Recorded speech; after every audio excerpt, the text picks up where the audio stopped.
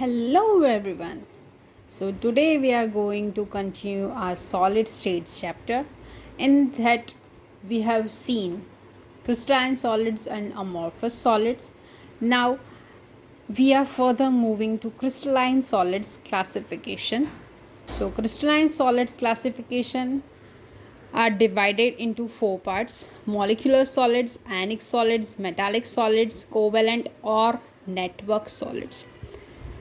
सो इनके नाम से ही पता चल रहा है व्हाट इज़ मॉलिक्यूलर सॉलिड्स, जिसमें constituent particles are molecules. Ionic solids जिसमें constituent particles will be cation, anion. Metallic solids means जिसमें मेटल्स होंगे. कोवेलेंट सॉलिड्स मीन्स जिसमें कोवेलेंट बॉन्ड फॉर्मेशन के हिसाब से सॉलिड्स फॉर्म होंगे. So first, molecular solids. Molecular solids means solids in which constituent particles are molecules. So molecular solids are further divided into three parts: nonpolar, polar and hydrogen bonded. First we will see polar and nonpolar. You all know what are polar and what is nonpolar. So polar is which have difference in their electronegativity and forms a bond. Electronegativity difference हो जिसमें, that is known as polar solids. Okay, for example, H2O, oxygen is highly negatively charged and hydrogen is positively charged. Hydrogen fluoride. So fluorine is again a electronegative compound, electronegative atom, and hydrogen is the positive atom in this. Next is nonpolar. So they shed electron equally and forms a bond. In this, BF3 is the example, whereas fluorine are again electronegative compound, but with boron they forms electron sharing equally and forms a bond.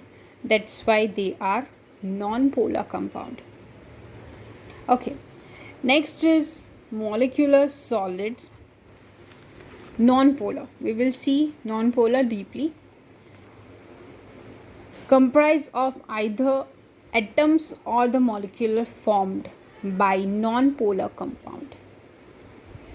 Atoms or molecules are held by weak dispersion force or London force.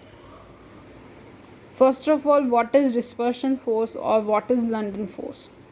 So London force, in some cases, if electron moves rapidly and it is moves over each side of the molecule, then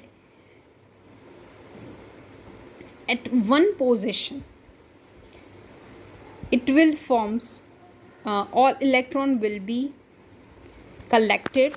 That position will be negatively charged on one side, so next other side will be formed as a positive, and this will form a bond. Then this is called a London force.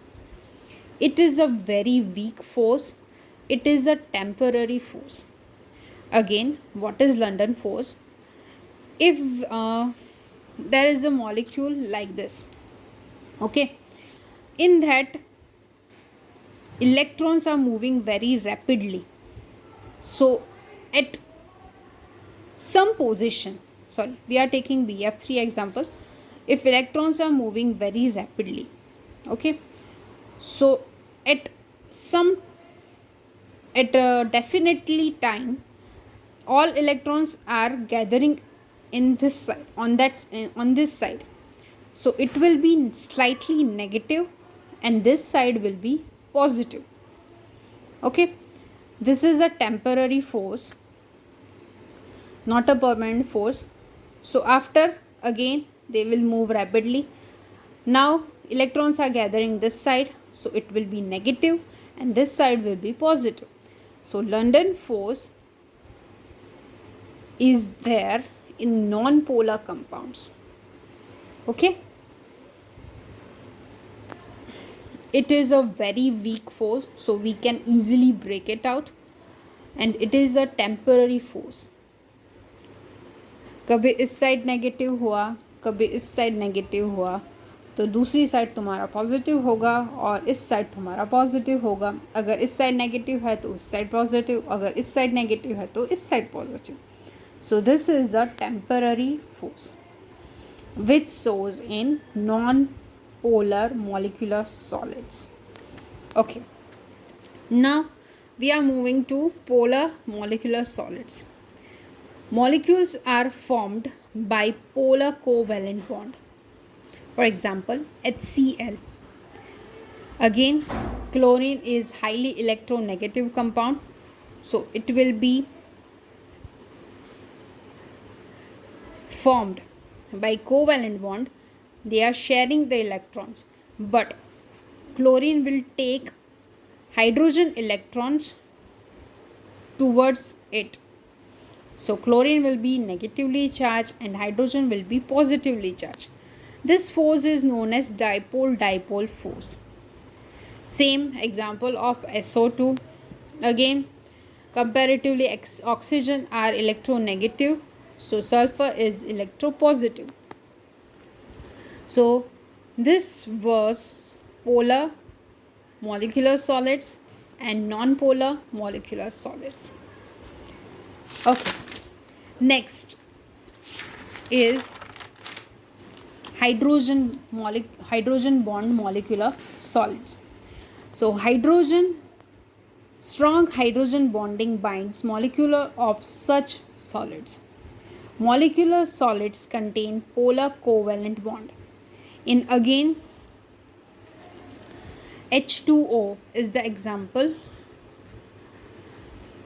So in this, we have taken 2 moles of H2O. So again, in this, polar covalent bond is forming.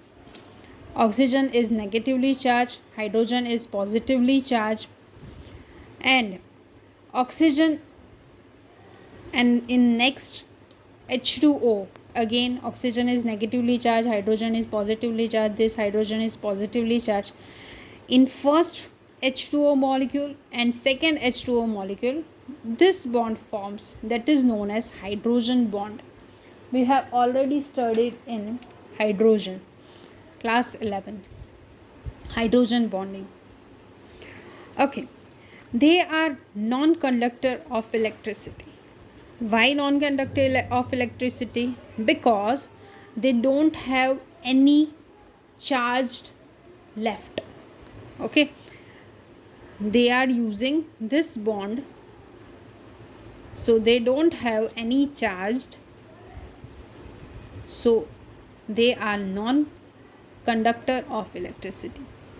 Volatile liquid or soft solids under room temperature and pressure. Next is ionic solids. So what are ionic solids? Solids in which constituent particles are ions. They are hard and bitter in nature. Electrical insulator in the solid state. Why insulator? Because in this, again, free electrons are not there. High melting point and boiling point. They forms electrostatic force. In physics you have studied electrostatic force. So ionic solids have electrostatic force. Molecular solids, especially non-polar molecular solids, have London force or dispersion force. Next is polar molecular solids. They have covalent bond and dipole force. Okay, next is metallic solids. So what are metallic solids? orderly collection of positive ions surrounded by and held together to see a free electrons, like this: positive negative positive negative positive negative negative negative positive negative negative. So metallic solids are, and positive ions are surrounded by sea of free electrons. So positive radicals are surrounded with negative radicals, or you can say free electrons. High electrical and thermal conductivity, lustre, ductile, and they are color solids. Metallic solids are colored solids. Okay. Next is covalent solids. So what are covalent solids? You know, covalent bond. By sharing of electrons, they forms a covalent bond. So covalent bond exists between adjacent atoms throughout the crystals. They forms a giant molecule. They are hard and brittle. Extremely high temperature. They melts at extremely high temperature. They are insulator. Again, why insulator? Because they don't have any free electrons. So covalent solids and ionic solids both can be a good insulator. I hope this is clear to all. Thank you. We will continue in next class. Thank you.